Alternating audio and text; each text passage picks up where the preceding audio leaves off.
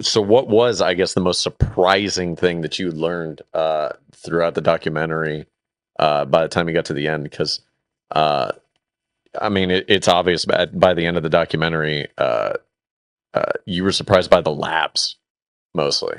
Was that really the most like kind of surprising thing, or was it just like the overall experience of like you were saying, like the empathy and everything, like all that sort of stuff? Like, Man, I narrowing it down to one is so tough, but I will say that yeah, the labs, the metabolic condition that I was in compared to 1 year before yeah, was I my labs had never like I never had labs out of whack. Now, I mean, sure, if I ever had an infection or something like that, or if I was sick with pneumonia, sure, my labs were out of whack. But what sure, I mean is the things that I can control, such as my triglycerides and all that, they had never in my life been out of whack.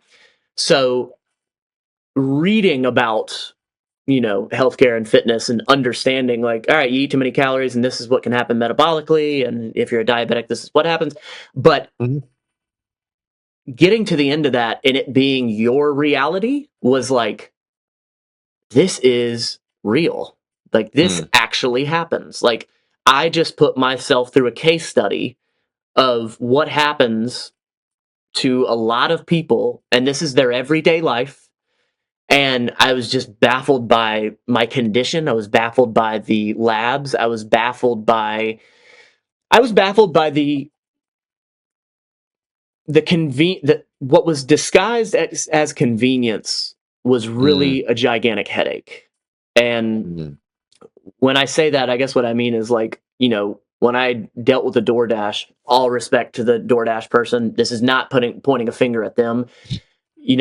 If somebody's delivering your food to you, I mean, come on. I mean, what, you sort of gonna get what you get, But yeah, yeah, they for some reason they couldn't find my where I was having it dropped off at, and then I was trying to communicate with them through the app, and then it just uh, there was just like when I constantly had just think about it.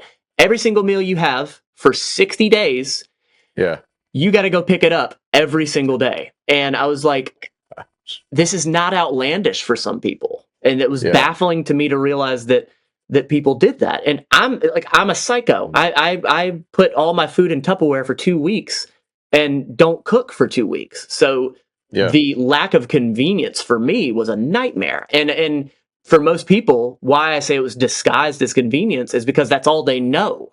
So, mm, preparing your own food ahead of time, having it in the fridge and whatnot, like it's incredibly convenient. My wife has actually said meal prepping is the laziest way to eat. Like wow, once you have it made and it's sitting there in the fridge or freezer, you just heat it up and eat it. So yeah.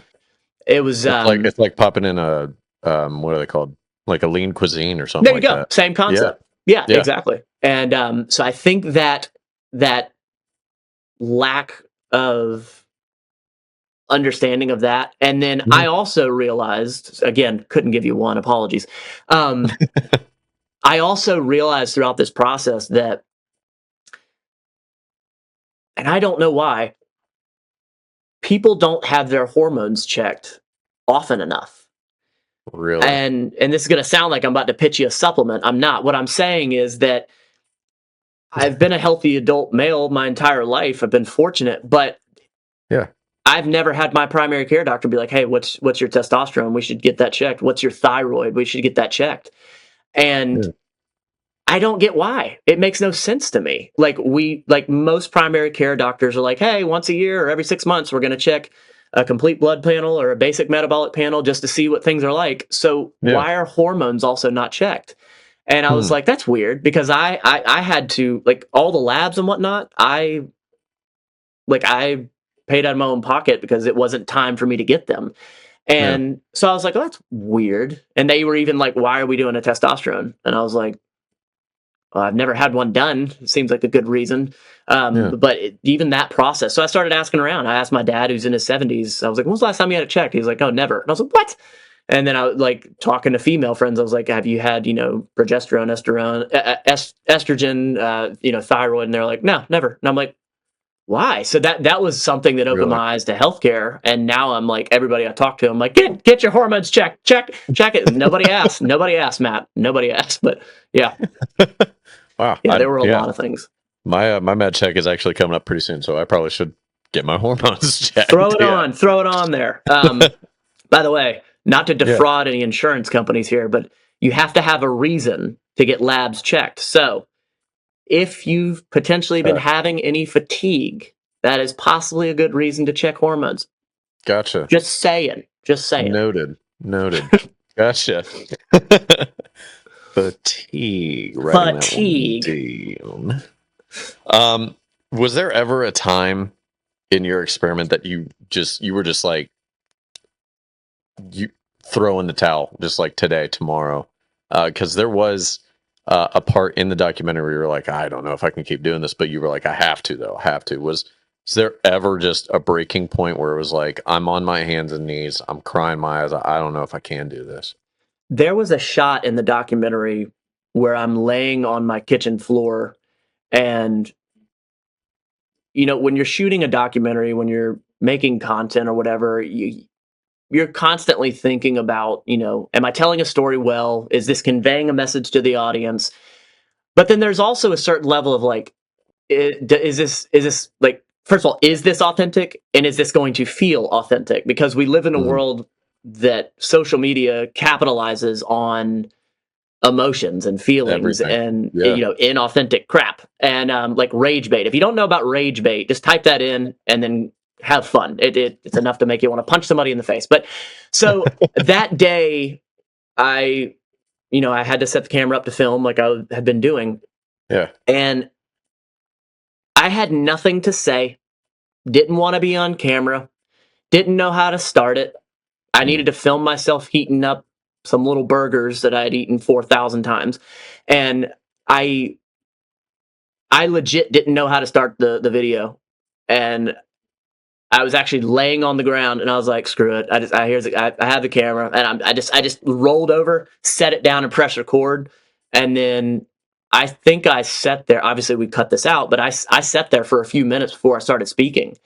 And I Wow. was like, I was just done. I was smoked. I was so finished. And because I knew the camera was rolling, though, because I knew that the whole purpose for this, I was like,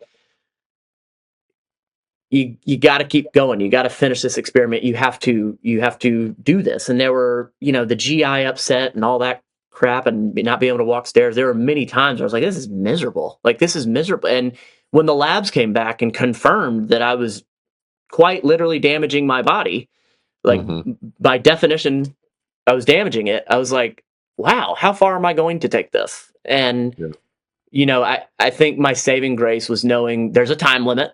So it's not like this is going to be forever. And then there was also like, who is this going to reach if I am miserable and I push past that and make sure I complete it? Who is it going to reach? So as corny as it sounds, it's of course not altruistic, but it's, I started it for those people and I wanted to finish it for those people. That's what really, I think, got me through it.